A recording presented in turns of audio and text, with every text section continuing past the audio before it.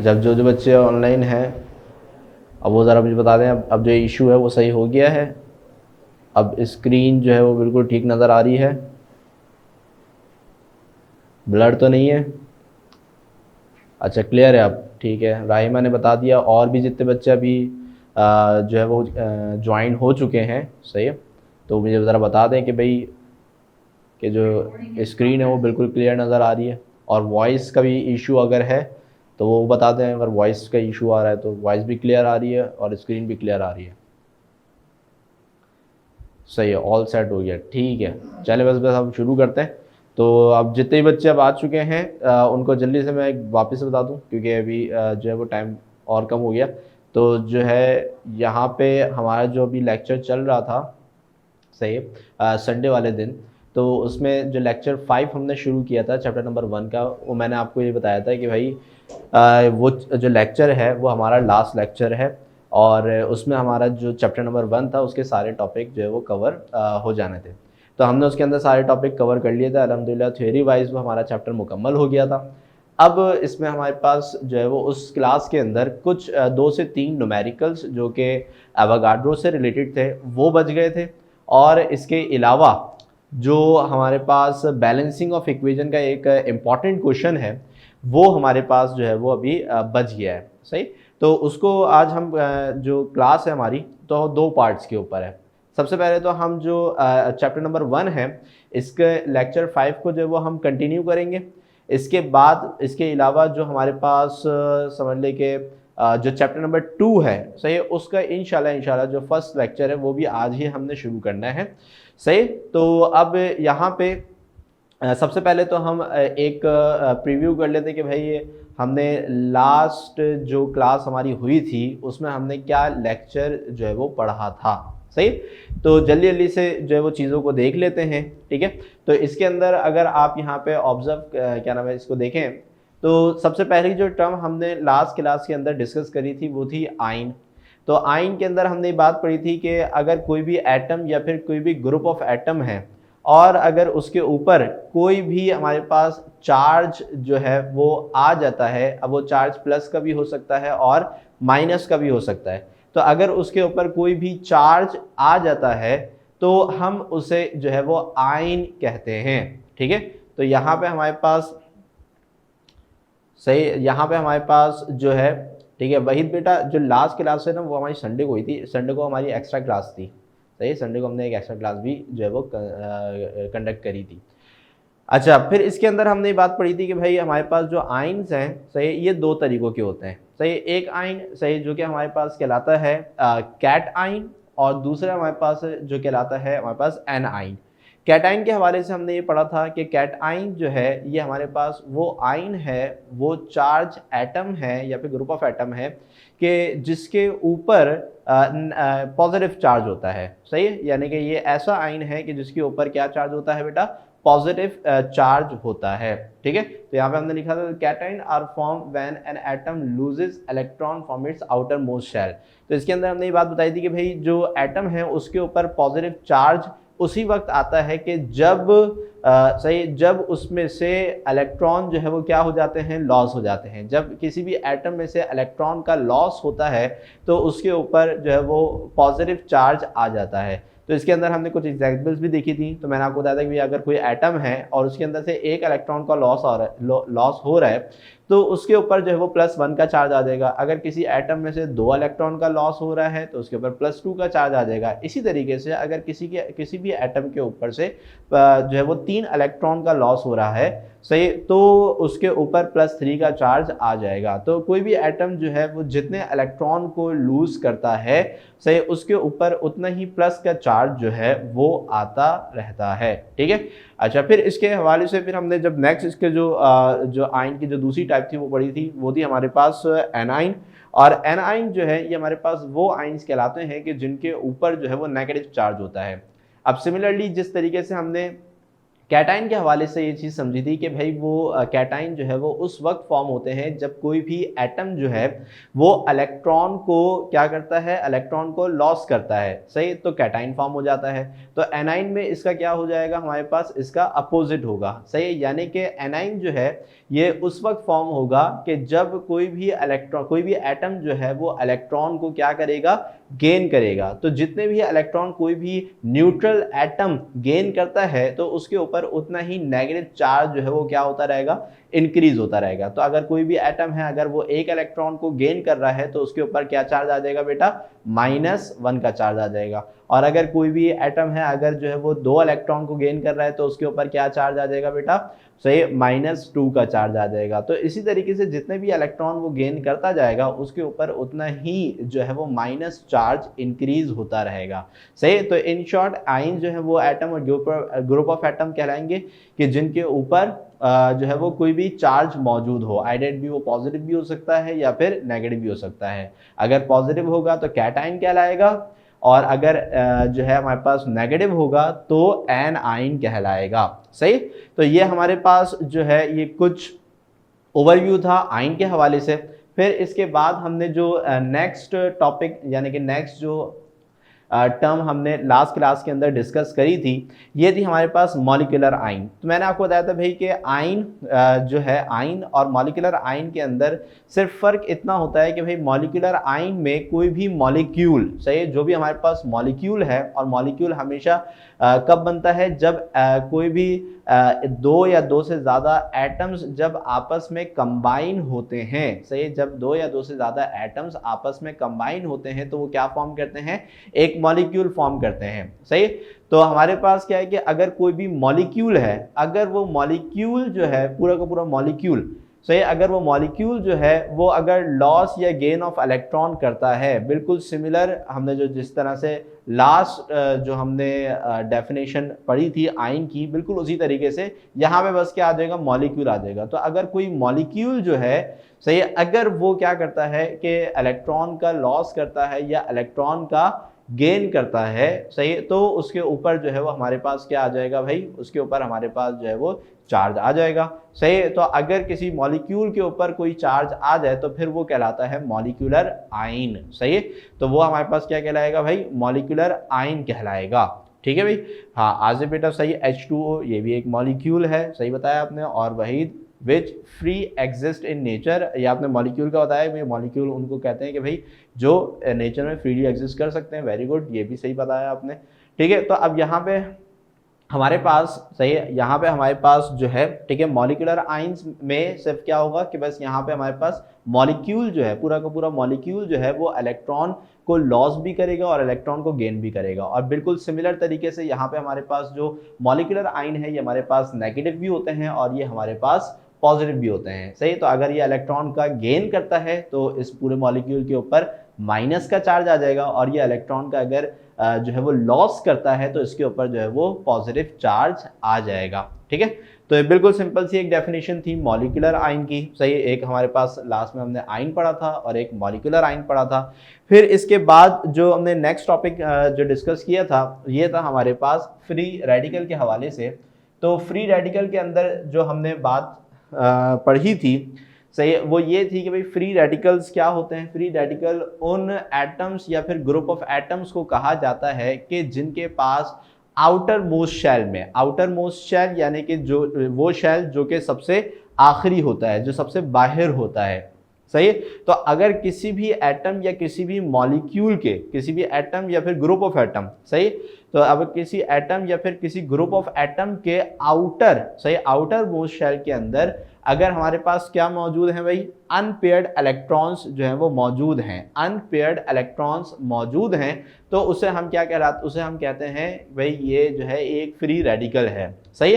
तो मैंने आपको लास्ट टाइम बताया था कि जो एटम है, सही, जो इलेक्ट्रॉन्स हैं वो हमेशा पेयर में रहना जो है वो पसंद करते हैं, यानी कि इलेक्ट्रॉन हमेशा जो है वो पेयर में रहते हैं और हमेशा पेयर बनाना चाहते हैं, सही। तो अगर कोई अनपेयर्ड भी होता है तो वो क्या करता है, वो कोशिश करता है वो किसी तरीके से वो पेयर ऑफ इलेक्ट्रॉन जो है वो बना ले, सही। तो इसी वजह से अगर हमारे पास क्या होता है कि भाई कोई एटम है, सही, कोई एटम है जिसके पास जो है वो क्या नाम है, 2 इलेक्ट्रॉन का जो पेयर है वो मौजूद है, सही, 2 इलेक्ट्रॉन का जो पेयर है, सही, वो हमारे पास क्या है भाई, मौजूद है, तो वो क्या होगा, वो एक स्टेबल एटम कहलाएगा।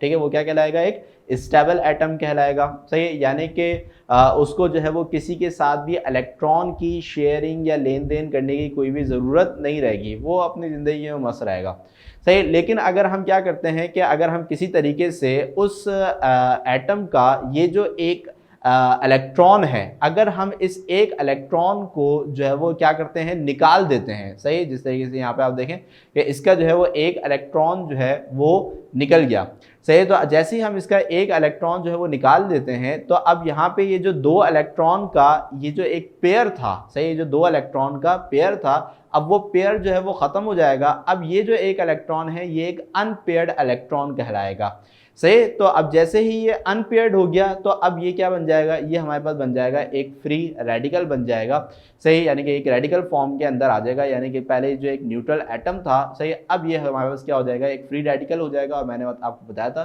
कि भाई जो रेडिकल्स होते हैं ये हमारे पास क्या होते हैं, ये हाईली रिएक्टिव होते हैं, और इनके हाईली रिएक्टिव होने की जो वजह है वो बिल्कुल यही होती है कि भाई जो क्या नाम है, इलेक्ट्रॉन है, से उनको हमेशा पेयरिंग में रहना ही पसंद होता है। लेकिन अगर आप उसके पेयर को क्या कर देते हो, ब्रेक कर देते हो, सही, तो वो जो एटम है वो क्या हो जाता है, हाईली रिएक्टिव हो जाता है, और वो चाहता है कि भाई वो कहीं से भी इलेक्ट्रॉन को लाए, किसी भी एटम का इलेक्ट्रॉन जो है वो निकाल के अपना जो ये जो एक खाली जगह है, सही, इसको ये किसी भी तरीके से क्या कर ले भाई, फिल कर ले, सही है। तो अब ये अगर किसी भी एटम के पास जाके उसके इलेक्ट्रॉन को निकालने की कोशिश करेगा तो इसी को हम आम अल्फाज के अंदर केमिकल रिएक्शन कहते हैं, सही है। तो यहाँ पे अगर कोई भी एटम किसी दूसरे एटम के साथ इलेक्ट्रॉन की किसी भी तरीके से जो है वो लेन देन करता है, सही, तो बेसिकली वो आपस में क्या कर रहे हैं भाई, वो आपस में रिएक्शन परफॉर्म कर रहे हैं, वो आपस में एक क्या नाम है, रिएक्ट कर रहे हैं,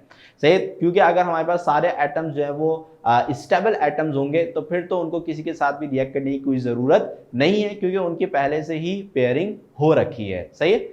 तो और इसके अलावा मैंने यहाँ पे आपको एक एक्स्ट्रा बात भी बताई थी कि भाई अगर ऐसा कोई एटम है कि जिसके पास अपनी एक पेयरिंग तो पहले से ही मौजूद है, लेकिन इसके अलावा भी उसके पास जो है वो एक्स्ट्रा इलेक्ट्रॉन्स मौजूद हैं, सही, तो फिर वो एक्स्ट्रा इलेक्ट्रॉन्स को क्या करता है, गिव अवे करते हैं, यानी कि किसी भी कोई भी एटम है जिसको उसकी ज़रूरत है वो उसको क्या कर सकता है भाई, गिव अवे कर सकता है, सही। तो ऐसे जो एटम्स हैं या फिर ऐसे जो ग्रुप ऑफ एटम्स हैं, सही, जो कि हमारे पास क्या कर रहे हैं कि भाई इलेक्ट्रॉन को क्या नाम है, आराम से किसी को भी क्या करते हैं, लूज कर दे, किसी को भी इलेक्ट्रॉन जो है वो दे दे, सही। तो ऐसे एटम्स हमारे पास क्या कहलाते हैं, एंटीऑक्सीडेंट कहलाते हैं, सही। तो ये इलेक्ट्रॉन को क्या कर देते हैं, किसी को भी आराम से जो है वो दे देते हैं, ठीक है। अच्छा, तो यहाँ पे हमारे पास जो है ये हमने फ्री रेडिकल के हवाले से जो है वो क्या नाम है, लास्ट क्लास के अंदर जो है वो डिस्कशन करी थी। तो भाई आयन हो गया, सही है, और फिर इसके बाद हमारे पास मॉलिक्यूलर आयन हो गया, फिर इसके बाद हमारे पास जो है वो फ्री रेडिकल हो गया, ठीक है। तो यहाँ पे ये हमारे पास 3 टॉपिक्स हमने किए थे। फिर इसके बाद जो हमने नेक्स्ट टॉपिक पढ़ा था, सही है, सेकेंड लास्ट टॉपिक, वो था हमारे पास मोल का टॉपिक, सही है। और मोल के अंदर हमने क्या बात पढ़ी थी कि भाई मोल जो है, सही, ये किसी भी सब्सटेंस की, ये मोल जो है ये किसी भी सब्सटेंस की उस क्वांटिटी को कहा जाता है, मोल जो है किसी भी सब्सटेंस की उस क्वांटिटी को कहा जाता है, उस क्वांटिटी को कहा जाता है कि जिसके अंदर, सही, उस सब्सटेंस के, सही, उस सब्सटेंस के 6.02 एक्सपोनेंट 23, 6.02 एक्सपोनेंट 23 एटम्स या मॉलिक्यूल्स या आयंस या जो भी चीज़ें हैं, सही, जिस चीज़ से मिलके वो सब्सटेंस बना हुआ है, अगर वो सब्सटेंस एटम से मिलके बना हुआ है, अगर वो सब्सटेंस मॉलिक्यूल से मिलके बना हुआ है, वो सब्सटेंस जो है वो आयन से मिलके बना हुआ है, सही। तो अगर उस सब्सटेंस के अंदर अगर एटम है तो एटम की तादाद अगर हमारे पास 6.02 एक्सपोनेंट 23 है, सही, तो यहाँ पे हमारे पास, सही, एक्सपोनेंट 23 है, तो यहाँ पे हमारे पास ये हम कहेंगे भाई ये इस सब्सटेंस का एक मोल है। अगर वो सब्सटेंस मॉलिक्यूलर है यानी कि मॉलिक्यूल से मिलकर बना हुआ है, सही है, तो अगर उनके मॉलिक्यूल्स की तादाद 6.02 एक्सपोनेंट 23 है, सही है, तो हम ये बोलेंगे भाई इस सब्सटेंस का 1 मोल है, सही है। इसी तरीके से अगर आयन है उसके अंदर, तो अगर आयन की तादाद भी हमारे पास कितनी हो जाती है, 6.02 एक्सपोनेंट 23 हो जाती है, सही है, तो फिर हम यहाँ पे क्या कहेंगे कि भाई ये हमारे पास इस सब्सटेंस का, सही है, 1 मोल है, सही है। तो यानी कि किसी भी सब्सटेंस के अंदर अगर नंबर ऑफ पार्टिकल्स की तादाद जो है वो कितनी हो जाती है, 6.02 एक्सपोनेंट 23 हो जाती है, सही, तो ये उस सब्सटेंस को हम कहेंगे भाई ये उस सब्सटेंस का 1 मोल कहलाता है, सही। तो यहाँ पे मोल को कैलकुलेट करने का जो फॉर्मूला है, सही, और लास्ट जो क्लास थी हमारे पास उसके अंदर हमने जो है इसका जो न्यूमेरिकल्स हैं वो भी हमने किए थे, सही। वो हमारे पास फॉर्मूला क्या था भाई, फॉर्मूला था हमारे पास moles is equals to mass of a substance divide by molecular mass of a substance, यानी कि जो भी मास आपको गिवन किया जाता है, सही, अगर आप उसको जो है वो उसके मॉलिक्यूलर मास से डिवाइड करा देते हैं तो हमें जो है उसका क्या मिल जाएगा भाई, मोल मिल जाएगा। So mass over molecular mass is equals to moles, mass over molecular mass is equals to moles. तो हमने जो है वो लास्ट क्लास के अंदर जो है वो सेकंड लास्ट जो डेफिनेशन थी वो मोल की हमने डिस्कस करी थी। फिर इसके बाद जो लास्ट डेफिनेशन है, सही है, फिर हमने वो डिस्कस करी थी एवोगाड्रो नंबर की। तो मैंने आपको ये बात बताई थी कि भाई एवोगाड्रो नंबर और मोल का जो कॉन्सेप्ट है वो बिल्कुल एक दूसरे से जुड़ा हुआ है, कि भाई जहाँ पे हम मोल में ये चीज़ पढ़ते हैं, जो भी आपने यहाँ पे पिछली स्लाइड के अंदर देखा भी, कि अगर हम क्या नाम है 6.02 एक्सपोनेंट 23 पार्टिकल्स को एक जगह पे जमा कर देते हैं तो वो क्या कहलाएगा भाई, वो 1 मोल कहलाएगा, 1 मोल कहलाएगा, सही। अब इसी तरीके से अगर हम इस डेफिनेशन को उल्टा करके समझें, सही, यानी कि भाई 1 मोल के अंदर किसी भी सब्सटेंस के 1 मोल के अंदर कितने नंबर ऑफ एटम्स जो हैं वो मौजूद हैं, किसी भी सब्सटेंस के 1 मोल के अंदर कितने नंबर ऑफ एटम्स जो हैं वो मौजूद हैं, सही, तो वो हमारे पास जो है वो क्या कहलाएगा भाई, वो कहलाएगा 6.02 एक्सपोनेंट 23। और ये जो वैल्यू है, ये वैल्यू कैलकुलेट करने वाला जो साइंटिस्ट था, इटालियन साइंटिस्ट, उसका नाम था एवोगाड्रो, सही। तो इस नंबर को हम कहते हैं एवोगाड्रो नंबर, यानी कि बेसिकली किसी भी सब्सटेंस के 1 मोल के अंदर जितने भी नंबर ऑफ एटम्स हैं, जितने भी नंबर ऑफ पार्टिकल्स हैं, उसकी जो कैलकुलेशन है वो किसने करी थी, वो एवोगाड्रो ने करी थी। और एवोगाड्रो ने ये बताया था कि भाई किसी भी सब्सटेंस के 1 मोल के अंदर जो हमारे पास पार्टिकल्स की तादाद है वो होती है 6.02 एक्सपोनेंट 23, सही। और फिर इसके बाद एवोगाड्रो का जो सिंबल है वो होता है Na, और हमारे पास यहाँ पे इसका जो एवोगाड्रो नंबर है, ठीक है, एवोगाड्रो नंबर इसको हम कहते हैं, सही। अच्छा, अब ये थी हमारे पास लास्ट स्लाइड, सही। अब देख लेते भाई जिन बच्चों को जो क्वेश्चंस हैं, सही, उनका मैं जल्दी से जवाब दे देता हूँ। सर एवोगाड्रो, अच्छा सर एवोगाड्रो का पूरा नाम क्या था, सही, सवांते एवोगाड्रो, इस तरह से उसका नाम था। अच्छा, और इसके अलावा और किसी को कोई क्वेश्चन इन 5 स्लाइड्स के अंदर, और किसी को कोई क्वेश्चन है तो जल्दी से पूछ ले, ताकि फिर जो है वो हम आगे लेक्चर में मूव करें जल्दी से। और जिन बच्चों को समझ में आ गया है, सही, वो बता दें ठीक है सर हमें रिवाइज हो गया है, क्योंकि सारी चीज़ें हमने जो है वो संडे में ही पढ़ी है, तो 2 से 3 दिन का ही सिर्फ गैप आया है, तो सबको मतलब जहन में ही होगा। अच्छा, वही पूछ रहे हैं सर मॉलिक्यूलर मास क्या है, वही आपकी पहली क्लास है क्या, क्योंकि हमने मॉलिक्यूलर मास पिछली 2 क्लासों के अंदर बहुत कैलकुलेट भी किया और समझा भी है।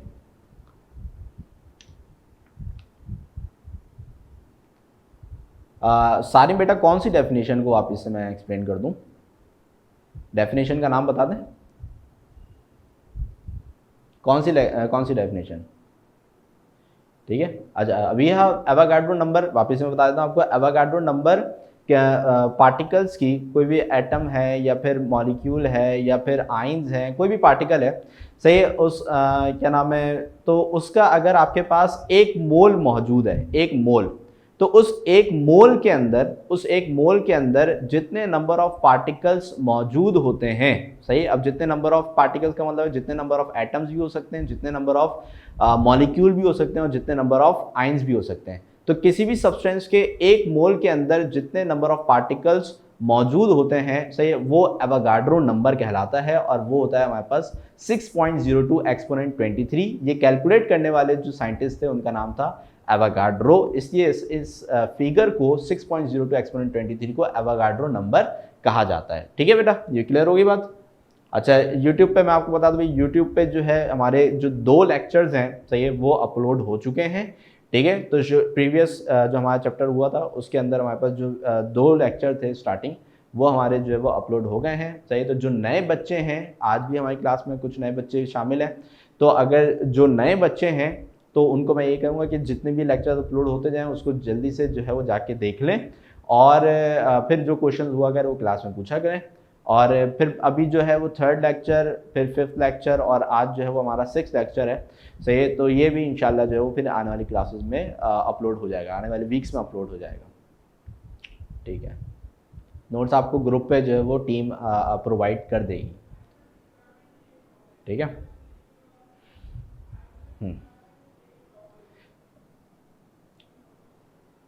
ओके, तो भाई अब जो है वो हम मूव करते हैं सही अपने क्विज सेक्शन की तरफ। तो अभी जो मैंने आपको जो चीज़ें समझाई हैं, तो जल्दी से उनका मैं एक कुछ क्वेश्चन आंसर आपसे कर रहा हूं, सही, ताकि मुझे पता चल सके भाई आपको ये बातें जो है वो क्लियर हो गई हैं कि नहीं हुई हैं। सही, तो स्टार्ट करते हैं। तो जल्दी से क्वेश्चन जो है वो आपने, सही, क्वेश्चन जो है वो आपने गौर से सुनना है और उसका जो भी पहले आंसर देगा, सही है, वही उस क्वेश्चन का विनर होगा। और फिर इसके बाद हम जो है वो फिर नेक्स्ट लेक्चर्स की तरफ जो वो मूव करेंगे।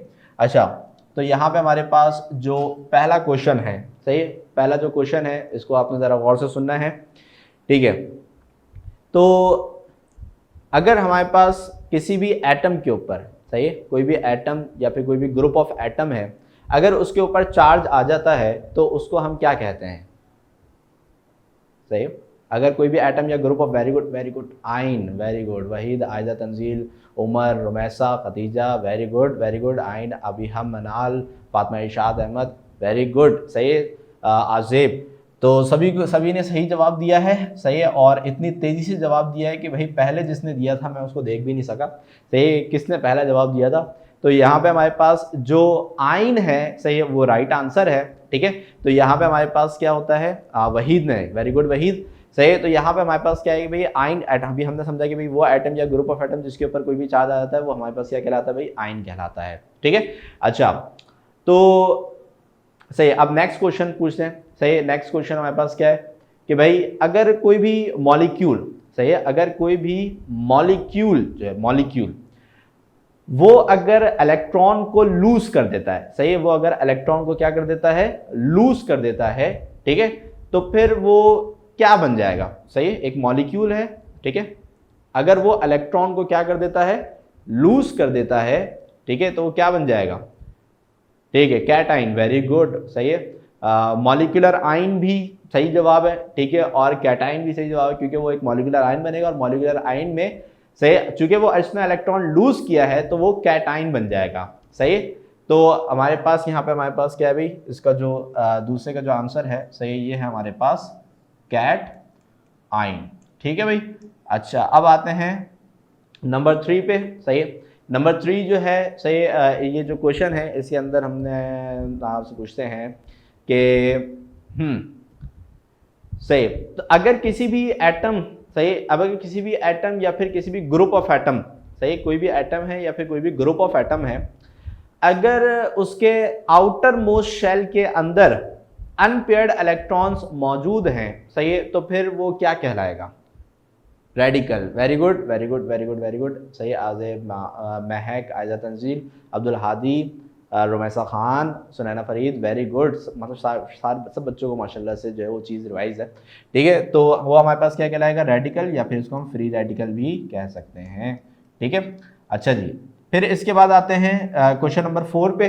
सही, और क्वेश्चन नंबर 4 हमारे पास है, सही, क्वेश्चन नंबर 4 हमारे पास है कि, सही, कि हमारे पास मास ओवर मॉलिक्यूलर मास, ये किस चीज का फॉर्मूला है? मास ओवर मॉलिक्यूलर मास, ये किस चीज का फॉर्मूला है? मोल, वेरी गुड, आयजा, तंजील, पहला आंसर जो है वो आयजा तंजील ने दिया है, फिर महक है, अब्दुल हादी है, आशिर, फातिमा, इरशाद, हैदर बाहू, वेरी गुड, आज़िब, रुमैसा, कबीर, सही है। तो यहाँ पे माशाल्लाह सभी बच्चों की बात क्लियर है। तो यहाँ पे हमारे पास जो क्या नाम है आंसर है वो है मोल, सही है। तो मैंने आपसे सवाल पूछा था कि भाई मास ओवर मॉलिक्यूलर मास, क्योंकि आपको पता है मास को हम स्मॉल एम से लिखते हैं, मॉलिक्यूलर मास को हम कैपिटल एम से लिखते हैं। तो ये किस चीज का फॉर्मूला होता है, तो आपने जवाब दिया भाई मोल का फॉर्मूला होता है, और मोल को हम स्मॉल एन से जो है वो रिप्रेजेंट करते हैं, ठीक है। तो चौथा जो है इसका आंसर था मोल, और जिन्होंने आंसर दिया है सही दिया माशाल्लाह से, गलत तो कोई दे ही नहीं रहा है, सही है। और जो भी आंसर दे रहे हैं बस क्या है कि बस जो पहले लिख देता है वो पहले आंसर दे देता है, लेकिन पता सबको है, ठीक है माशाल्लाह। तो अच्छी बात है, वेरी गुड, सही है। अच्छा, फिर इसके बाद अब लास्ट क्वेश्चन, सही, लास्ट क्वेश्चन है हमारे पास के एवोगाड्रो नंबर की वैल्यू क्या होती है, मतलब उसकी वैल्यू बतानी है आपने भी। 6.02 इंटू एक्सपोनेंशियल पावर 23, कबीर पहले से ही लिख के बैठा होता है, ये लिख के रख लो, इतना लंबा जो है ना वो एक साथ, ठीक है, वेरी गुड, सही है कबीर, ठीक है। आयजा तंजील, खदीजा, आशिर, सही, आशिर 6.0 क्या भाई, पूरा लिखो, सही है, पूरा लिखो, सही। तो जो हमारे पास आंसर है इसका ये है 6.02 मल्टीप्लाई बाय 10 की पावर 23, सही है। तो यहाँ पे जिन जिन बच्चों ने ये आंसर दिया है वेरी गुड है, सही है, तो उनको ये बात पता है।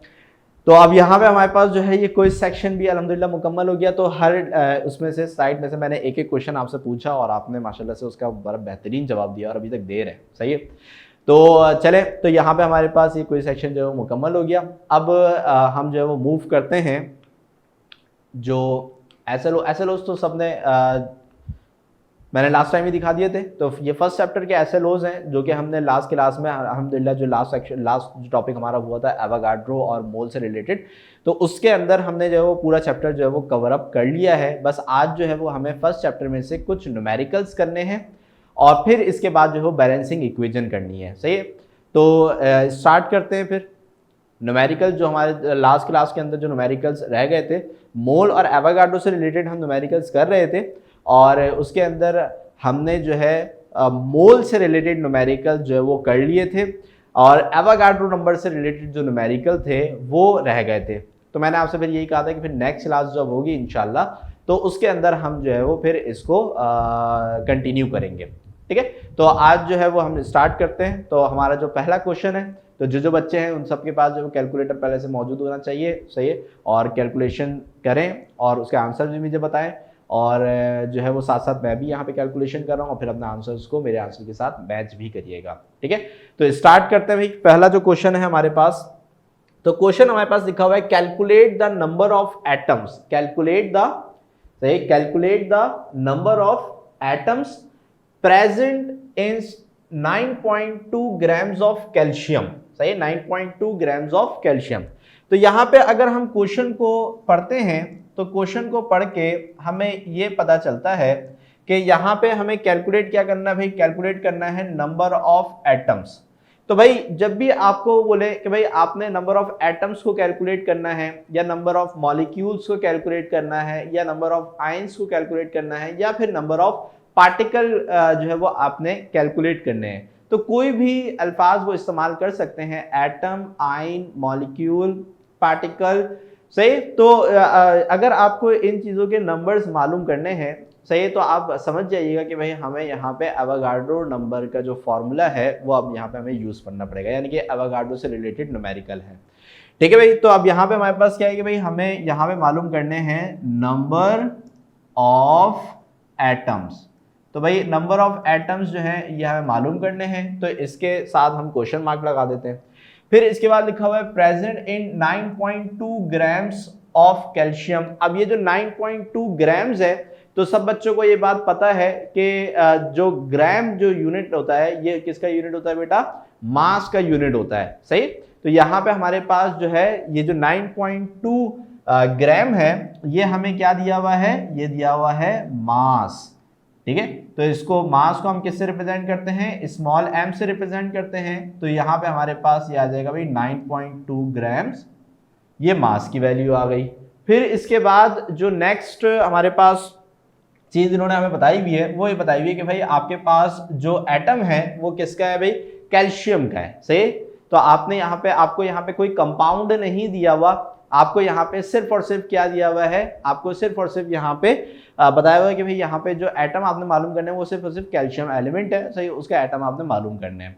तो आपको जब भी कोई भी कंपाउंड का नाम बताया जाता है, किसी एटम का नाम बताया जाता है, तो वो इसलिए बताया जाता है ताकि आप उसका मॉलिक्यूलर मास जो है वो कैलकुलेट कर लो। सही, तो यहाँ पे हमारे पास क्या है कि भाई जो कैल्शियम है, सिर्फ एक कैल्शियम एटम, सही, इसका जो मॉलिक्यूलर मास है, मॉलिक्यूलर मास को हम रिप्रेजेंट करते हैं कैपिटल एम से, तो सिर्फ एक कैल्शियम है, तो एक कैल्शियम का जो मॉलिक्यूलर मास है वो क्या होता है खतीजा, वेरी गुड, सही है, 40। तो 40 AMU, तो ये हमारे पास क्या हो जाएगा, ये इसका मॉलिक्यूलर मास हो जाएगा। सही, अच्छा, तो अब यहाँ पे हमारे पास क्या है भाई, हमें नंबर ऑफ एटम्स जो है वो कैलकुलेट करने हैं। तो आपके ज़हन में फौरन से आएगा कि भाई हाँ, एवोगाड्रो के अंदर हमने फॉर्मूला देखा था कि भाई नंबर ऑफ एटम्स, तो मैं यहाँ पे इसको सॉल्यूशन की हेडिंग डालता हूँ और इस चीज को मैं लिख देता हूं कि भाई number of atoms is equals to mole multiply by Na। सही, मोल मल्टीप्लाई बाय Na। तो अब यहां पे हमारे पास क्या है कि भाई देखें, Na तो जो है वो है कांस्टेंट, तो इसकी वैल्यू आपको गिवन हो भी सकती है, लेकिन ये आपको याद भी होनी चाहिए। ठीक है, तो अगर गिवन ना करें तो फिर क्या होगा कि फिर आप ये क्वेश्चन परफॉर्म नहीं कर पाओगे। तो इसलिए आपको ये वैल्यू याद होनी चाहिए, क्योंकि आप टॉपिक भी याद करोगे तो उसके अंदर भी ये वैल्यू है। सही, तो यहाँ पे हम इसको लिख लेते हैं कि भाई Na की जो वैल्यू है हमारे पास, Na की वैल्यू हमारे पास होती है 6.02 एक्सपोनेंट 23। सही है, यानी कि 10 की पावर 23। तो ये हमारे पास किसकी वैल्यू होती है भाई, Na की वैल्यू होती है। ओके हो गया। तो अब यहाँ पे हमारे पास क्या है कि भाई Na की वैल्यू तो हमारे पास पहले से है। अब मसला कौन है यहाँ पे, N यानी कि मोल। तो भाई सर अब ये मोल की वैल्यू कहाँ से आएगी, तो भाई अब मोल हमें यहाँ पे अलग से क्या करना पड़ेगा, कैलकुलेट करना पड़ेगा। तो अब मोल जब तक नहीं पता होगा तो उसको हम Na से मल्टीप्लाई नहीं करवा सकते। तो हमें सबसे पहले यहाँ पे क्या कैलकुलेट करना पड़ेगा बेटा, मोल कैलकुलेट करना पड़ेगा। तो यहाँ पे हम जो है वो सबसे पहले लिख लेते हैं भाई मोल का फॉर्मूला। तो मोल का फॉर्मूला क्या होता है, जो हमने लास्ट क्लास के अंदर पढ़ा था। तो हमने लास्ट क्लास के अंदर जो मोल का फॉर्मूला पढ़ा था वो था मास अपॉन मॉलिक्यूलर मास। सही है, तो स्मॉल m मास के लिए और कैपिटल M मॉलिक्यूलर मास के लिए। तो ये हमारे पास जो है वो फॉर्मूला था किसका, मोल का। तो पहले हम यहाँ पे क्या निकाल लेंगे भाई, मोल निकाल लेंगे। तो मोल निकालने के लिए भाई वैल्यूज को पुट करते हैं। तो ऊपर यानी कि न्यूमिनेटर के अंदर मास पुट करना है। तो मास की वैल्यू कितनी है भाई, 9.2। ठीक है, और फिर इसके बाद यहाँ पे हमारे पास जो डिनोमिनेटर है इसके अंदर मॉलिक्यूलर मास पुट करना है। तो मॉलिक्यूलर मास की वैल्यू क्या है हमारे पास, 40। ओके हो गया। तो अब यहाँ पे हमारे पास क्या है, 9.2 डिवाइडेड बाय 40। तो 9.2 को अगर हम डिवाइड बाय 40 कराएं तो क्या आंसर आ रहा है भाई, 0.23। 0.23। तो यहाँ पे हमारे पास आंसर आ गया भाई 0.23। ठीक है, और ये मोल है तो मोल का यूनिट मैंने आपको क्या बताया था भाई, मोल का यूनिट मोल ही होता है। तो यहाँ पे हमारे पास ये क्या आ गया भाई, ये आ गया हमारे पास मोल। तो मोल हमें मालूम हो चुका है, मोल हमें जो है वो मालूम हो चुका है। सही, तो अब यहाँ पे हमें नेक्स्ट जो वर्किंग करनी है वो अब ये करनी है कि हमें नंबर ऑफ एटम्स मालूम करने हैं, क्योंकि मेन चीज हमें नंबर ऑफ एटम्स निकालना है। तो अब हम ये जो नंबर ऑफ एटम का फॉर्मूला है इसको वापस से यहाँ पे रीराइट करते हैं कि भाई नंबर ऑफ एटम्स जो हैं ये बराबर होते हैं किसके, मोल मल्टीप्लाई बाय Na यानी कि एवोगाड्रो नंबर के। तो अगर नंबर ऑफ एटम्स हमें मालूम करने तो हमें स्मॉल n की वैल्यू पता होनी चाहिए। तो स्मॉल n जो है इसका आंसर होता है हमारे पास क्या भाई, सही 0.23। तो ये आ गया हमारे पास 0.23 मल्टीप्लाई बाय Na। अब Na की वैल्यू जो है ये हमारे पास कांस्टेंट होती है, तो ये हमारे पास क्या आ जाएगी भाई 6.02 एक्सपोनेंट 23। ओके हो गया। तो यहाँ पे हमारे पास जो है इन दोनों की वैल्यूज जो है वो हमने यहाँ पे क्या कर दी, पुट कर दी। अब मैंने आपको क्या बताया था कि भाई आप लोग क्योंकि सिंपल कैलकुलेटर से वर्किंग करोगे तो आपने क्या करना है कि ये जो 10 की पावर 23 है इसको आपने नहीं छेड़ना, ये ऐसी ही रहेगी। बस आपने कैलकुलेटर में क्या करना होगा, 0.23 मल्टीप्लाई बाय 6.02। तो अगर मैं 0.23 को मल्टीप्लाई कराता हूं 6.02 से, तो जल्दी से मुझे आंसर बताएं कि आंसर क्या आएगा। 1.3846, 1.3846 ये हमारे पास आंसर आ जाएगा, और जो भी आंसर आएगा उसके साथ एक्सपोनेंट 23 एज इट इज आ जाएगा। तो भाई ये हमारे पास क्या आ गया भाई, ये आ गया हमारे पास नंबर ऑफ एटम्स। अब यहां पे वेरी गुड कबीर, सही है। अब यहां पे हमारे पास जो है ये जो आंसर हमारे पास आया इसका यूनिट क्या होगा, तो हमेशा याद रखिएगा कि अगर आपसे नंबर ऑफ एटम्स पूछे गए हैं तो आपका जो यूनिट है वो हो जाएगा एटम्स, ठीक है। अगर आपने नंबर ऑफ एटम्स निकाले तो आपका यूनिट क्या हो जाएगा, एटम्स। अगर आपसे नंबर ऑफ मॉलिक्यूल पूछे जाते तो यूनिट क्या हो जाता, मॉलिक्यूल। अगर आपसे नंबर ऑफ पार्टिकल पूछे जाते तो यूनिट क्या हो जाता, पार्टिकल, सही है। अगर आपसे आयन पूछे जाते तो यूनिट क्या हो जाता, आयन। तो जो भी आपसे पूछा जाएगा उसके हिसाब से इसका यूनिट क्या होता रहेगा, चेंज होता रहेगा, सही। तो यहां पे हमारे पास जो है सही, ये न्यूमेरिकल जो मुकम्मल हो गया। इसके अंदर किसी को भी कोई भी प्रॉब्लम हो तो जल्दी से पूछ लें, ताकि फिर हम जो है वो नेक्स्ट न्यूमेरिकल की तरफ मूव करें जल्दी से। शाबाश। हैदर ओके हो गया, ठीक है। किसी को कोई प्रॉब्लम तो नहीं है भाई? ओके रहीमा, फातिमा इरशाद नो प्रॉब्लम, ठीक है ठीक है, ओके। तो अब ये है कि हम जो है अब नेक्स्ट जो न्यूमेरिकल है उसकी तरफ जो है वो मूव करते हैं। और नेक्स्ट न्यूमेरिकल हमारे पास है calculate the number of moles, सही। यानी कि यहाँ पे अच्छा आजिब, आजिब बेटा आपको क्या प्रॉब्लम थी, जल्दी से पूछें। आजिब आपको क्या प्रॉब्लम थी?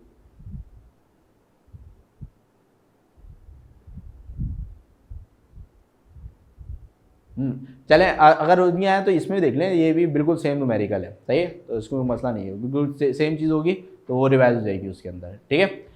अच्छा, तो अब यहाँ पे हमारे पास क्या है कि भाई जो न्यूमेरिकल है इसके अंदर बोल रहे हैं calculate the number of moles. तो अब यहाँ पे हमारे पास क्या है कि भाई हमें यहाँ पे बोला गया है कि भाई आप सबसे पहले क्या कैलकुलेट कर दें, नंबर ऑफ मोल्स। तो यहाँ पे अगर हम इसका डाटा जो है वो बनाते हैं,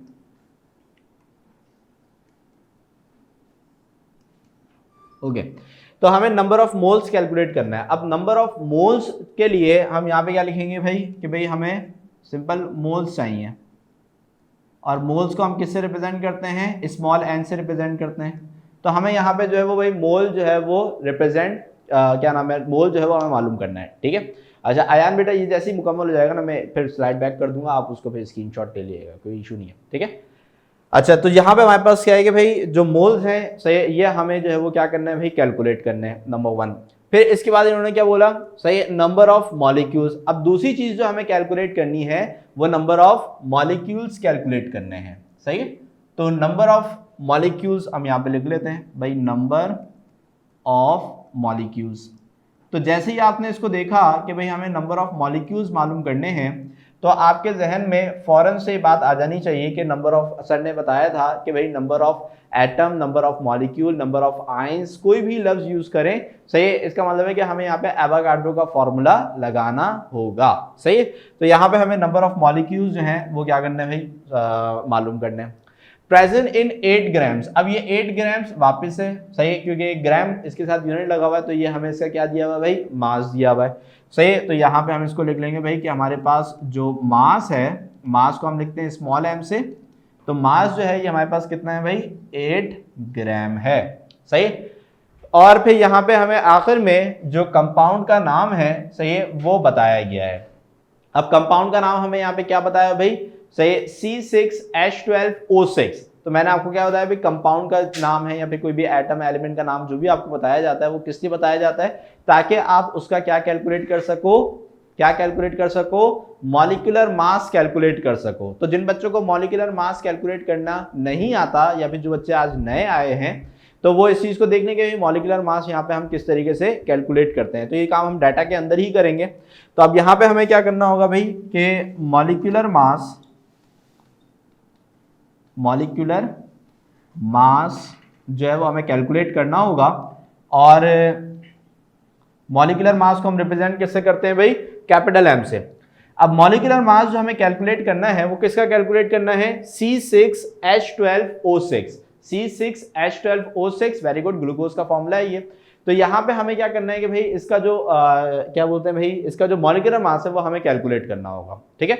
तो अब यहाँ पे हमारे पास जो है इसमें हम देख लेते हैं कौन कौन से एटम्स मौजूद हैं भाई, एक कार्बन है, एक हाइड्रोजन है और यहाँ पे ऑक्सीजन है। तो इसको हम वर्टिकल फॉर्म के अंदर लिखते हैं, से कार्बन, हाइड्रोजन और ऑक्सीजन।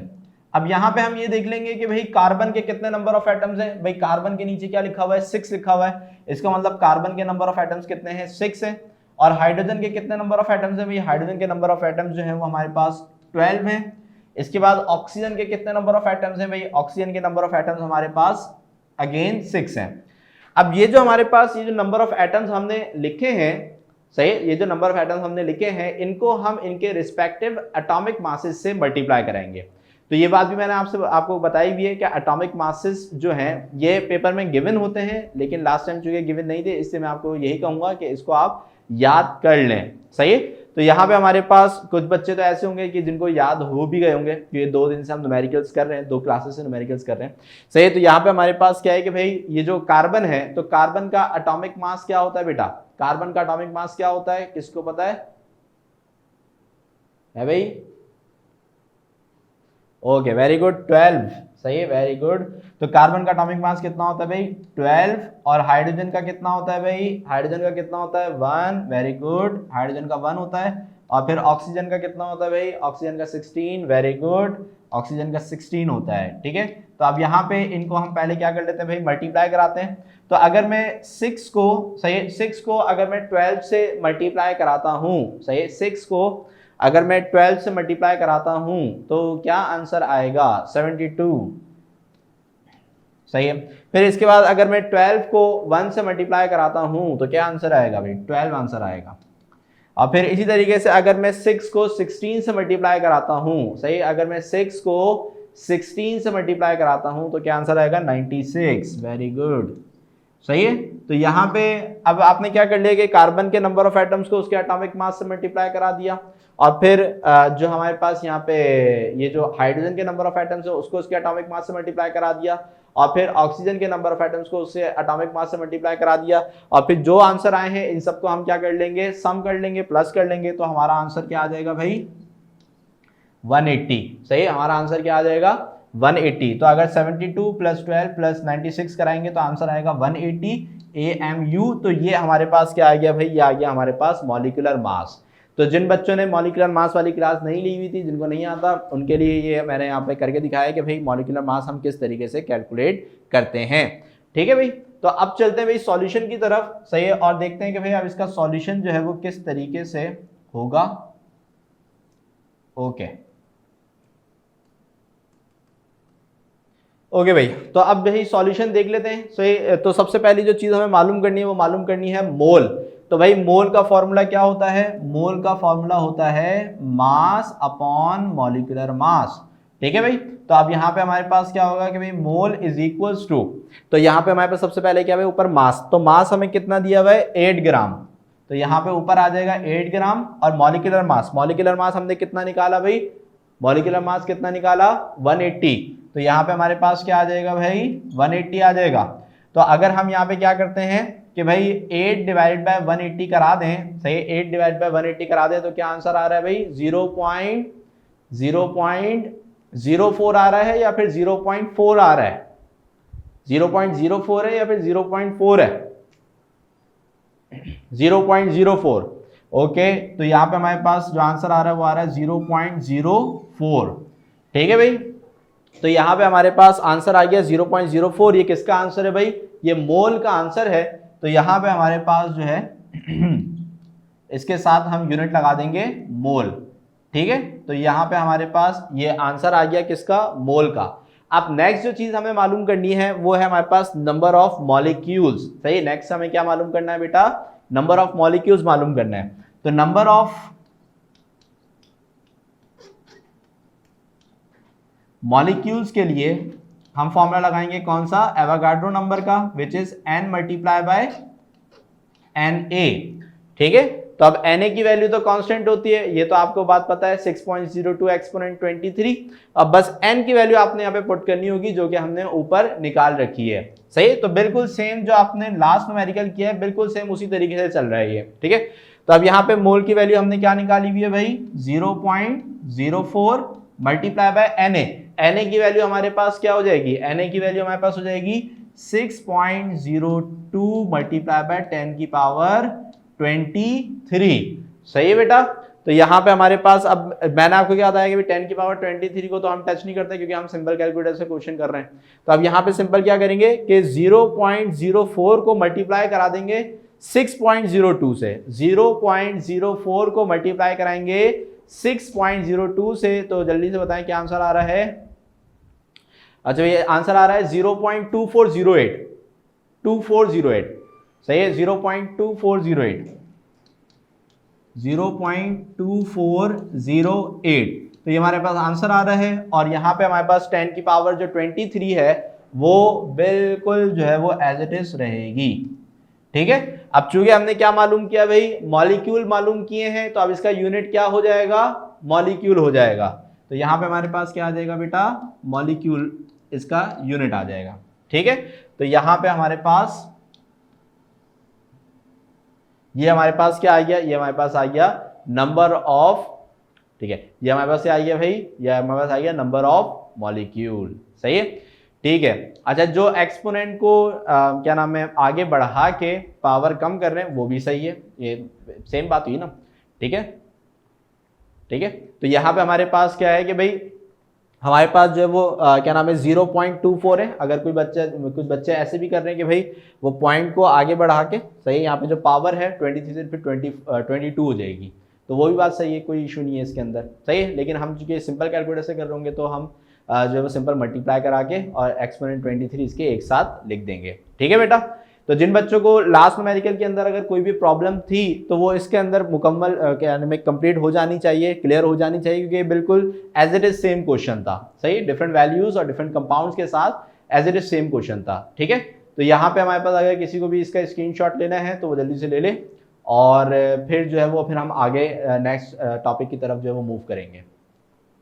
ओके भाई, क्लियर हो गया अब वहीद, वेरी गुड वहीद, हैदर बाहू के भी समझ में आई है। ठीक है, जिनको भी स्क्रीनशॉट लेना है वो जल्दी से ले लें और फिर हम आगे की तरफ मूव करेंगे। ठीक है सही, तो बस अब मूव करें आगे की तरफ, नेक्स्ट क्वेश्चन की तरफ मूव करते हैं। अच्छा, तो ये उमर ने शायद पूछा है भाई एन क्योंकि मोल जो है, मोल्स उसको हम स्मॉल एन से रिप्रेजेंट करते हैं, तो इसलिए मैंने यहाँ पे लिखा है moles is equals to N is equals to question mark. तो मैं यहाँ पे डायरेक्ट एन भी लिख देता, लेकिन क्योंकि कुछ बच्चे नए हैं तो उनको पता नहीं होता, इसलिए मैंने दोनों चीज़ें लिख दी हैं। ठीक है बेटा उस्मान, ओके, तो बस अब जल्दी से आगे की तरफ मूव करते हैं क्योंकि मुझे जो है वो केमिकल इक्वेशन, जो बैलेंसिंग ऑफ केमिकल इक्वेशन है वो भी करानी है। ठीक है, तो जल्दी से ठीक है, इसका ले लिया है।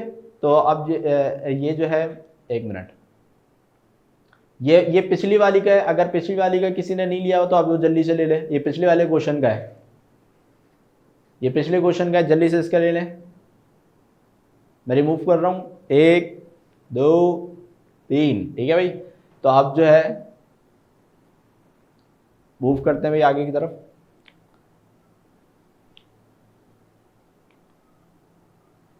ओके, सो लास्ट क्वेश्चन है। सही है, यहाँ पे फिर हमारा जो न्यूमेरिकल पार्ट है मुकम्मल हो जाएगा और फिर जल्दी से हम जो है वो बैलेंसिंग ऑफ इक्वेशन जो है वो हम शुरू करते हैं, कि टाइम शॉर्ट है, आज ही हमें करनी है लाजमी। ठीक है, तो स्टार्ट करते हैं। तो भाई यहाँ पे भी जल्दी से क्वेश्चन को अगर हम देखें तो नंबर ऑफ मोल्स ही हमें कैलकुलेट करने, तो डाटा बनाते हैं।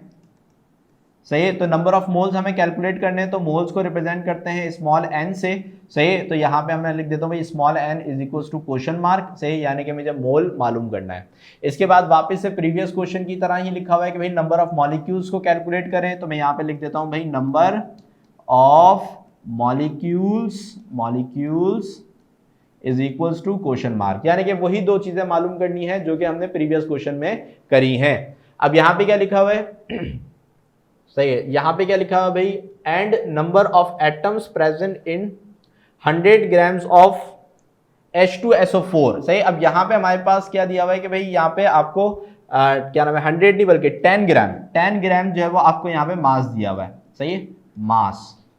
तो यहाँ पे हमें जो है वो मास मालूम करना है, सॉरी नहीं, मास दिया हुआ है 10 ग्राम, सही। फिर इसके बाद आते हैं भाई H2SO4, सही है। H2SO4 ये हमारे पास क्या है भाई, H2SO4 ये हमारे पास सल्फ्यूरिक एसिड का फॉर्मूला है। और कोई भी फॉर्मूला हमें क्यों दिया जाता है, कोई भी फॉर्मूला हमें इसलिए दिया जाता है ताकि हम उसका मॉलिक्यूलर मास कैलकुलेट कर लें।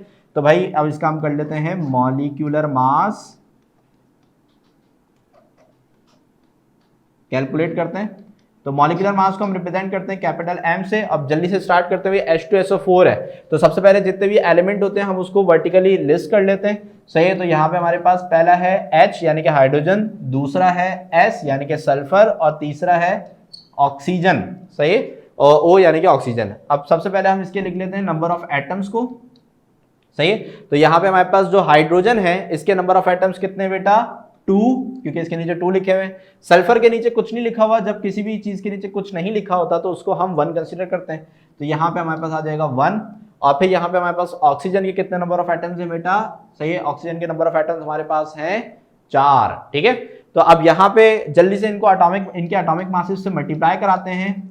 तो यहाँ पे हमारे पास जो हाइड्रोजन है इसका एटॉमिक मास होता है 1, वेरी गुड, और सल्फर का एटॉमिक मास होता है 32, और ऑक्सीजन का एटॉमिक मास होता है 16, ठीक है बेटा। तो यहां पे हमारे पास क्या है कि भाई इसका जो हमने, सही है, अच्छा हाँ ये करने पड़ेंगे भाई, किसी दिन आराम से बैठो और एटॉमिक मासेस को याद करो, ठीक है। अच्छा सारे नहीं करने, सही, जो जो आपके प्रैक्टिस में आते हैं, जैसे कि आपने कोई पास पेपर सॉल्व किए हैं या बुक की एक्सरसाइज करी है, तो इनमें जो क्या नाम है एलिमेंट्स आ रहे हैं इनके आपको लाजमी याद होने चाहिए, ठीक है। अच्छा तो अब यहाँ पे जल्दी से इनको मल्टीप्लाई कराते हैं।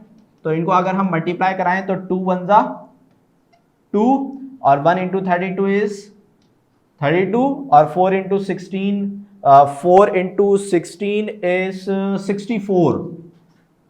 तो यहाँ पे 64 ही आ गया। अच्छा अब इन सबको जो है वो क्या कर दें बेटा, ऐड कर दें। तो ऐड कर देंगे तो कितना हो जाएगा, ये 98 AMU हो जाएगा। तो यहाँ पे हमारे पास क्या हो गया, ये 98 AMU हो गया। ये हमारे पास बेटा क्या आ गया, मॉलिक्यूलर मास आ गया। अच्छा तो अब यहाँ पे हमारे पास मॉलिक्यूलर मास जो है वो आ चुका है, सारी चीजें रेडी हैं। अब हम चलते हैं किस पे, सॉल्यूशन पे। तो सॉल्यूशन में सबसे पहली जो चीज हम कैलकुलेट करते हैं, इन द प्रीवियस न्यूमेरिकल्स हमने ये चीज देख ली है कि सबसे पहले हम मोल्स को कैलकुलेट करते हैं। तो मोल्स का फॉर्मूला होता है mass upon molecular mass. So moles is equal to mass. अब मास की वैल्यू हमारे पास कितनी है भाई, मास की वैल्यू हमारे पास है 10, और मॉलिक्यूलर मास बेटा कितना निकाल लिया हमने, 98। तो अगर हम 10 को 98 से क्या करा दें, AMU का मतलब होता है एटॉमिक मास यूनिट। ये मॉलिक्यूलर मास का जो है वो यूनिट है, AMU एटॉमिक मास यूनिट। ये भी हमने प्रीवियस क्लासेस के अंदर डिस्कस किया है, ठीक है। अच्छा तो यहाँ पे जल्दी से मुझे बताएं भाई 10 को अगर मैं 98 से क्या करा दूं, डिवाइड करा दूं, तो क्या आंसर आ रहा है बेटा, 0.102, 0.102, ठीक है। और हमने यहाँ पे मोल निकाला है तो इसके साथ यूनिट क्या आ जाएगा बेटा, मोल आ जाएगा। तो भाई ये जो है ये हमारे पास क्या आ गया, ये हमारे पास आ गया भाई मोल आ गया। ओके हो गया। तो मोल हमें पता चल चुका है। अब हम जल्दी से कैलकुलेट कर लेते हैं नंबर ऑफ मॉलिक्यूल्स, ठीक है। तो अब जल्दी से हम नंबर ऑफ मॉलिक्यूल्स का फॉर्मूला लिख लेते हैं।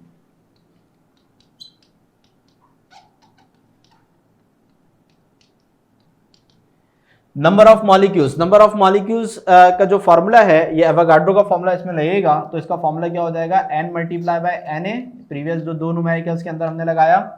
अच्छा तो अब n की वैल्यू तो अभी हमने कैलकुलेट कर ली है भाई, कितनी आई है, n की वैल्यू कितनी आई है, 0.102 मल्टीप्लाई बाय Na, और Na की वैल्यू हमें याद होती है, कितनी होती है भाई, 6.02 एक्सपोनेंट 23, 6.02 एक्सपोनेंट 23।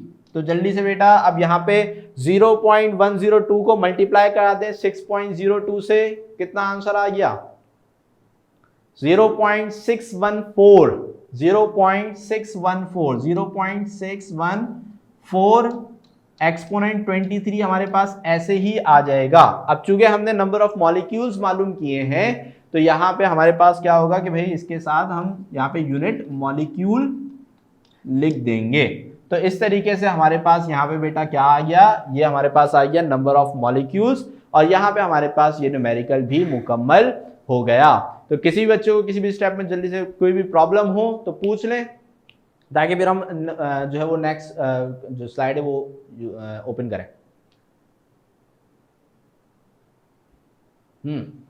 ओके ठीक है भाई। तो अगर किसी ने स्क्रीनशॉट लेना है जल्दी से ले ले भाई, 1 2 3, ठीक है भाई।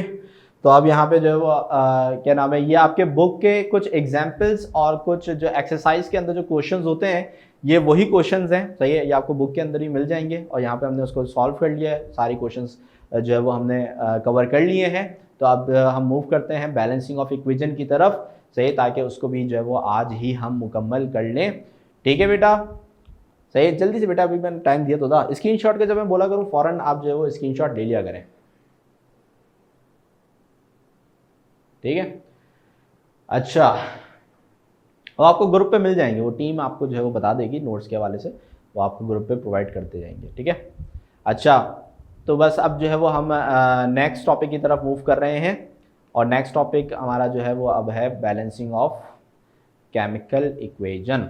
तो ये कुछ हमारे पास क्या नाम, बैलेंसिंग ऑफ केमिकल इक्वेशन के लिए ये कुछ इक्वेशंस हमने यहाँ पे जो है वो निकाली हुई हैं, और बच्चों को बहुत प्रॉब्लम होती है।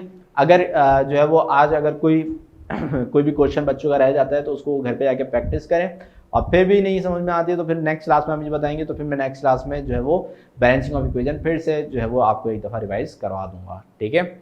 अच्छा, सही है, very good Waheed, very good.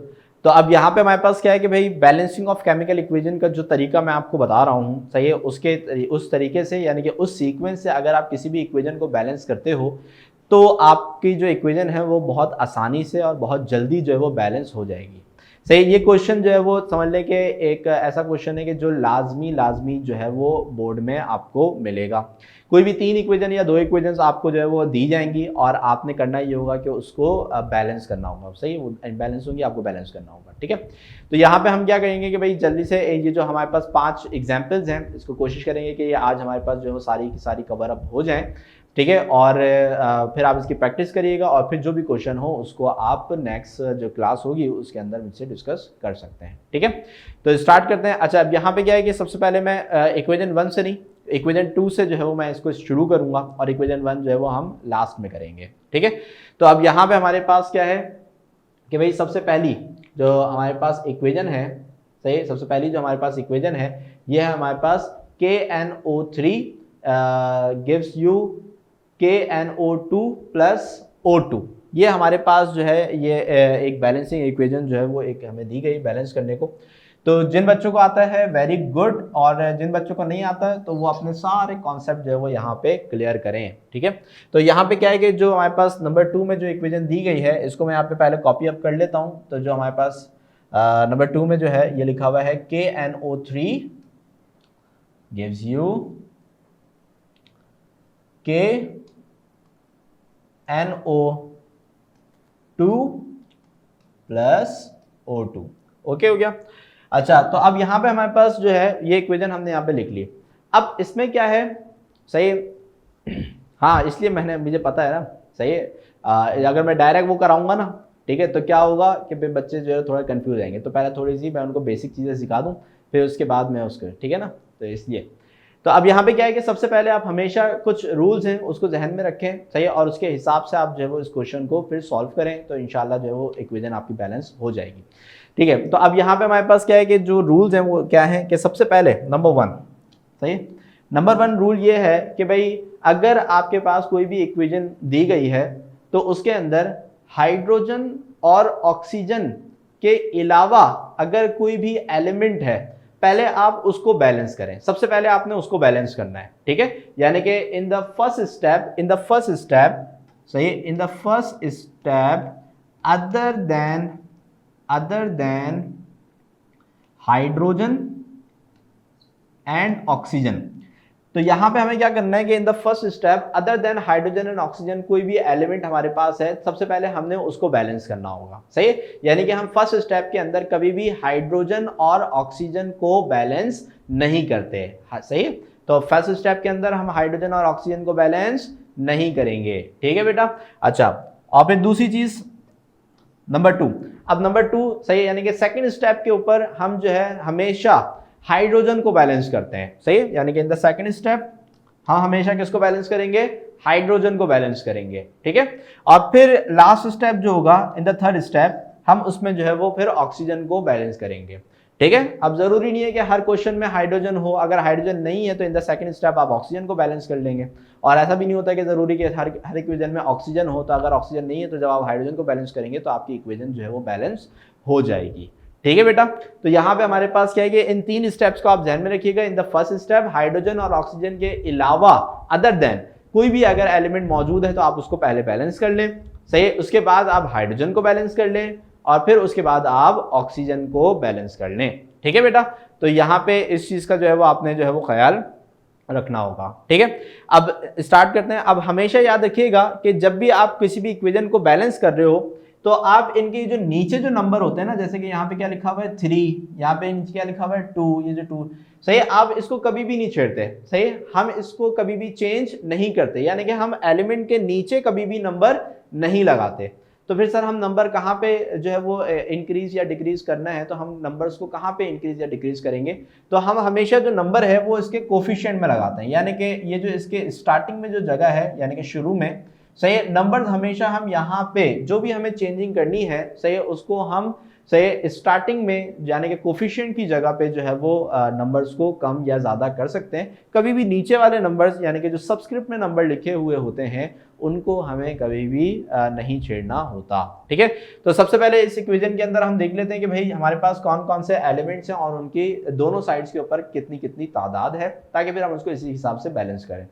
तो अगर हम यहाँ पे देखते हैं, सही, यानी कि रिएक्टेंट साइड के ऊपर अगर हम देखें तो रिएक्टेंट साइड पे सबसे पहली चीज मुझे नजर आ रही है पोटेशियम, यानी कि K।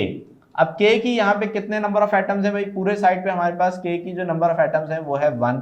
सही है, और अगर हम प्रोडक्ट साइड पे देखते हैं तो प्रोडक्ट साइड पे हमारे पास K की कितनी वैल्यू है भाई, K की भी हमारे पास यहाँ पे 1 ही वैल्यू है। सही, क्योंकि एक K है, एक पोटेशियम है, इसके अलावा आपको यहाँ पे और कोई भी पोटेशियम नजर नहीं आ रहा होगा। ठीक है, फिर इसके बाद जो नेक्स्ट है हमारे पास वो है नाइट्रोजन। अब नाइट्रोजन की हमारे पास यहाँ पे जो वैल्यू है, सही, वो है 1, और अगर हम दूसरे साइड पे देखें तो दूसरे साइड पे भी हमारे पास नाइट्रोजन की जो वैल्यू है ये हमारे पास 1 ही है। ठीक है, तो यानी कि यहाँ पे हमारे पास पोटेशियम दोनों साइड पे एक एक एटम है और नाइट्रोजन का भी हमारे पास दोनों साइड पे एक एक ही एटम है। ठीक है बेटा, तो अब दूसरी जो चीज है हमारे पास वो है हमारे पास ऑक्सीजन। तो ऑक्सीजन जो है इसको अगर हम रिएक्टेंट साइड पे देखें तो ये कितने हैं, 3 हैं, और अगर ऑक्सीजन को हम प्रोडक्ट साइड पे देखें तो ये कितने हैं हमारे पास, 4 हैं। तो अगर अब हम इस पूरे डाटा को देखते हैं, सही, रिएक्टेंट और प्रोडक्ट साइड को ऑब्जर्व करते हैं तो हमें ये बात पता चलती है कि भाई पोटेशियम यानी कि K ये बैलेंस है हमारे पास, सही, और दूसरा जो हमारे पास नाइट्रोजन है ये भी बैलेंस है, और सिर्फ ऑक्सीजन हमारे पास बैलेंस नहीं है।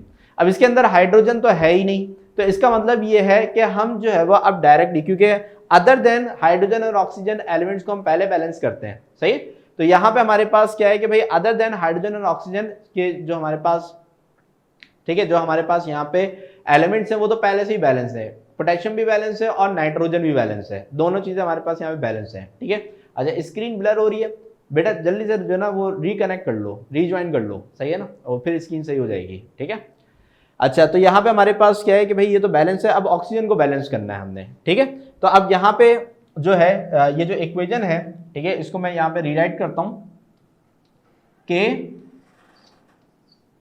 NO3 K NO2 और ये आ गया O2। ठीक है,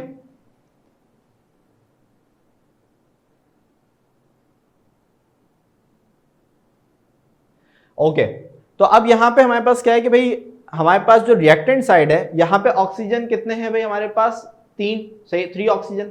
ठीक है। और यहाँ पे हमारे पास जो ऑक्सीजन है ये कितने हमारे पास भाई 4। तो इसका मतलब ऑक्सीजन कम किधर है, रिएक्टेंट साइड पे कम है ना। तो हम यहाँ पे हमें अगर यहाँ पे ऑक्सीजन की क्वांटिटी को बढ़ाना है तो हम यहाँ पे KNO3 के कोफिशिएंट में कोई ना कोई नंबर जो है वो क्या कर सकते हैं, इंक्रीज कर सकते हैं, सही, जिससे ये जो हमारे पास ऑक्सीजन है इसकी वैल्यू क्या हो जाए, बढ़ जाए।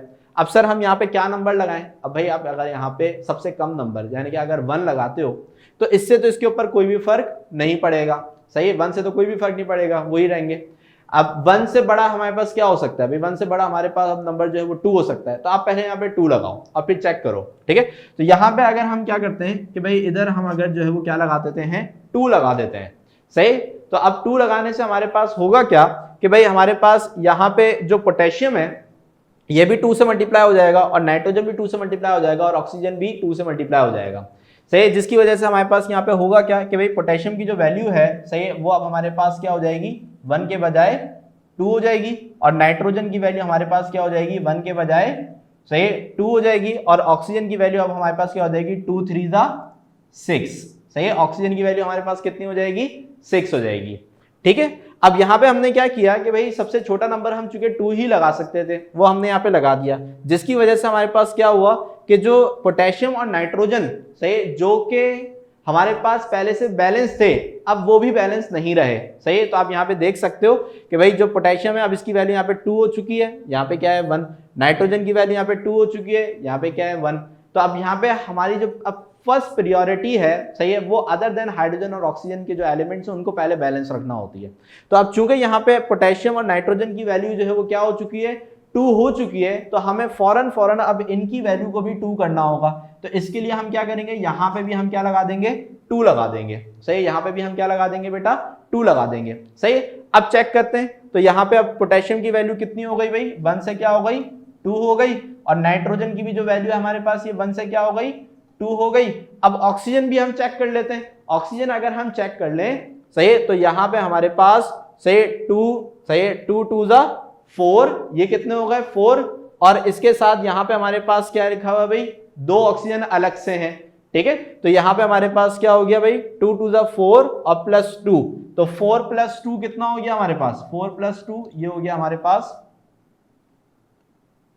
6, ठीक है। तो अब यहां पे अगर आप देखें तो 2 potassium 2 potassium, 2 nitrogen 2 nitrogen, 6 oxygen और यहाँ पे 6 ऑक्सीजन। तो हमारे पास यहाँ पे जो इक्वेशन है, सही, तो यहाँ पे हमारे पास ये इक्वेशन क्या हो जाएगी भाई, बैलेंस हो जाएगी, ठीक है भाई। तो यहाँ पे आपकी जो इक्वेशन है वो बैलेंस हो गई। सिर्फ आपने क्या करना था, यहाँ पे इधर शुरू के 2 में जो है वो 2 2 जो है वो इंक्रीज करना था, ठीक है। तो यहाँ पे ये इक्वेशन जो बैलेंस हो चुकी है। अब इसके अंदर कोई भी प्रॉब्लम हो तो जल्दी से पूछ लें, जल्दी से पूछ लें। अच्छा जी, सारी, अच्छा मैं इसको रिव्यू करा देता हूँ, ठीक है।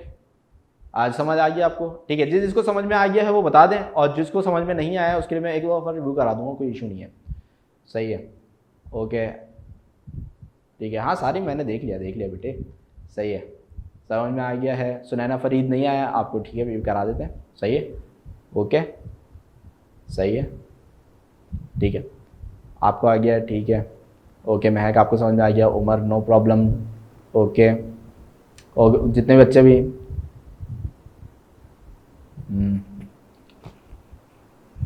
ओके समझ में आ गया, ठीक है, ठीक है, ओके ओके ओके, सही है। तो जल्दी से मैं इसका रिव्यू करा देता हूँ, ठीक है, ताकि फिर जो वो हम क्लास को फिर एंड करना है, सही है। अब चूंकि लाजमी बात है कि भाई इसकी 4 जो इक्वेशंस है वो रह गई हैं, तो नेक्स्ट जो हमारा लेक्चर होगा उसके अंदर हम इसको पहले कवर अप करके फिर हम जो नया चैप्टर शुरू करेंगे इंशाल्लाह, सही है। तो अब यहाँ पे जो रिव्यू का बोल रहे हैं तो उनके लिए मैं रिव्यू करा देता हूँ एक बार, सही।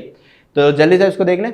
तो यहाँ पे हमारे पास क्या है भाई, आपको जो इक्वेशन दी थी KNO3, सही, gives you KNO2 + O2, okay. तो यहाँ पे हमारे पास ये इक्वेशन हमने लिख ली। फिर उसके बाद हमने क्या किया, उसके बाद हमने किया ये कि भाई यहाँ पे हमारे पास जो रिएक्टेंट साइड है इसमें जितने भी एलिमेंट्स थे उसके नंबर ऑफ को इनलिस्ट कर लिया, ठीक है। और फिर दूसरी चीज हमने यहाँ पे क्या करी कि भाई जो प्रोडक्ट साइड है उसके अंदर जितने भी एलिमेंट्स थे उसके नंबर्स को भी हमने जो है वो क्या कर लिया, इनलिस्ट कर लिया, ठीक है। अच्छा ठीक है मैं इसको देख लेता हूँ। अच्छा अब यहाँ पे हमारे पास क्या है कि भाई हमारे पास जो पोटेशियम है यहाँ पे कितना है भाई 1, तो इसको मैंने यहाँ पे 1 लिख लिया। नाइट्रोजन कितना था भाई 1, इसको मैंने यहाँ पे 1 लिख लिया।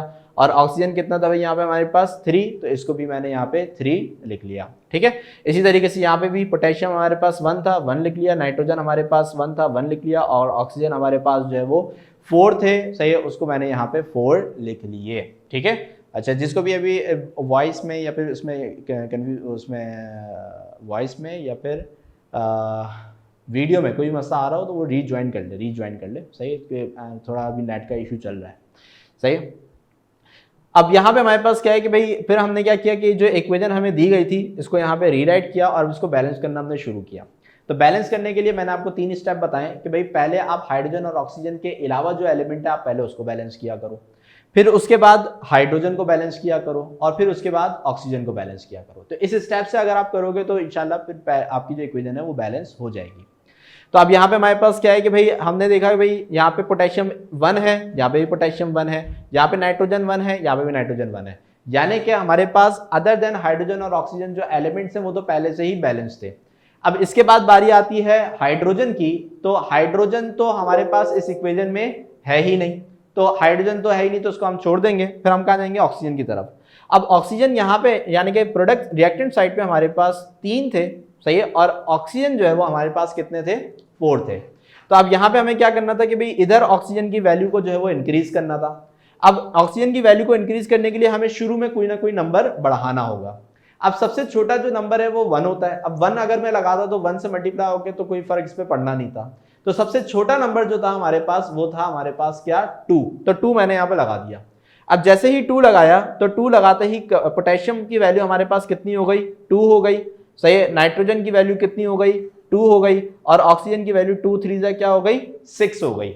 तो अब यहाँ पे मैंने आपको क्या बोला है कि भाई हमेशा हाइड्रोजन और ऑक्सीजन के अलावा जितने भी एलिमेंट्स होते हैं, जैसे कि यहाँ पे पोटेशियम और नाइट्रोजन है, इसको आपने पहले बैलेंस रखना है। अब जैसे ही यहाँ पे पोटेशियम और नाइट्रोजन 2 हो गए, अब दूसरे साइड पे भी पोटेशियम और नाइट्रोजन के साथ मुझे क्या लगाना होगा, 2 लगाना होगा, सही। तो यहाँ पे मैंने फौरन से क्या लगा दिया, 2 लगा दिया, जिसकी वजह से क्या हुआ कि पोटेशियम जो है वो 2 हो गया, नाइट्रोजन जो है वो 2 हो गया, और यहाँ पे ऑक्सीजन जो है वो 2 क्या हो गया भाई, 4। इधर हमारे पास नाइट्रोजन ऑक्सीजन 4 हो गया, और इसके साथ ये जो 2 ऑक्सीजन एटम्स अलग से हैं ये इसके अंदर क्या हो जाएंगे, ऐड हो जाएंगे। तो इधर ऑक्सीजन की टोटल वैल्यू कितनी हो जाएगी, हमारे पास 6 हो जाएगी। ठीक है, तो यहाँ पे हमारे पास अगर आप देखें तो इधर भी ऑक्सीजन 6 था, और यहाँ पे 2 लगाने से इधर भी ऑक्सीजन क्या हो गया, 6 हो गया।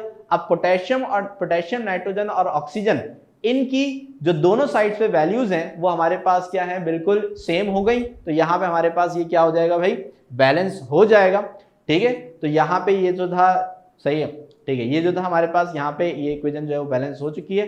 तो अब इंशाल्लाह जो अब रिमेनिंग है, सही है, तो उसको हम नेक्स्ट क्लास के अंदर जो है वो डिस्कस करेंगे, और आपके जो भी क्वेश्चंस वगैरह हैं इसके हवाले से वो भी आप निकाल के रखिएगा, और उसी क्लास के अंदर हम फिर इंशाल्लाह डिस्कस करके इसको आगे बढ़ाएंगे। ठीक है, और फिर इंशाल्लाह नेक्स्ट क्लास जो होगी उसके अंदर हम क्या नाम है, नया चैप्टर भी इंशाल्लाह फिर हम शुरू करेंगे। तो अब जल्दी से टास्क वगैरह हम जो है वो देख लेते हैं। ठीक है, तो आज जो टॉपिक्स हमने किए हैं उसके हिसाब से अब हमें जो प्रैक्टिस करनी है, सही है, तो उसमें हमारे पास है रिलेटेड न्यूमेरिकल जितने भी आज हमने किए हैं। एक तो नंबर 1 ये, और दूसरा फिर जो है वो हमारे पास यहाँ पे बैलेंसिंग ऑफ इक्वेशन। जिन बच्चों को पहली इक्वेशन समझ में आ गई है वो ट्राई करें कि दूसरी इक्वेशन तीसरी इक्वेशन भी सॉल्व करें, और फिर इसके बाद जो है वो अभी हमने डिस्चार्ज ट्यूब एक्सपेरिमेंट आज नहीं किया है तो इसको आप आज के टास्क से निकाल दें। और दूसरा फिर ये क्या MCQs की प्रैक्टिस जो है वो हर हफ्ते आप किया करें, सही है, ताकि आपके कॉन्सेप्ट हमेशा क्लियर रहें। ठीक है बेटा, तो आज की क्लास यहाँ पे हो गई वाइंड अप। इंशाल्लाह फिर नेक्स्ट क्लास में नेक्स्ट वीक आपसे मुलाकात होगी। ओके बेटा, अल्लाह हाफिज़।